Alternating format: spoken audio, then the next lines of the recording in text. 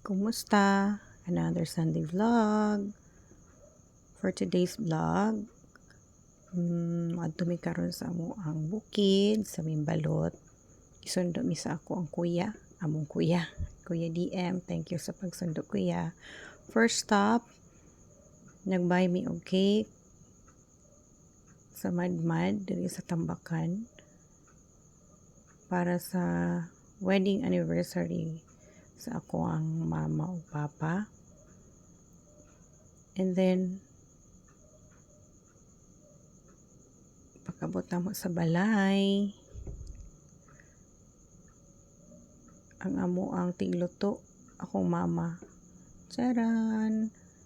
Humot kaayo na iyahang giluto ay pag-abot na ako. And then mo niya mo ang pagkaon, mo niyang gihanda.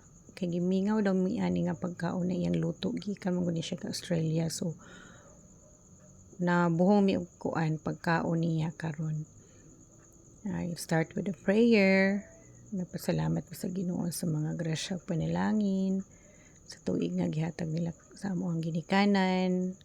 Mo ni ahang food nga gi-prepare, mo ni ang cake nila for their first wedding anniversary. Second na di ay na siya nga wedding anniversary nila. Kay kaduha man gud sila nagpakasal. Ang isa sa Philippines, and isa po dito sa Australia. Di ba? Lami kayong hungit. Gusto daw siya makaon og cake. So, yan ang gislice ang iyahang cake. Maybe okay ni na cake ay this is from Madmad. Time na dayo na.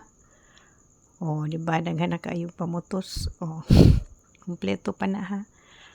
Mo ni ako ang i-take out. Take out tala sa balay.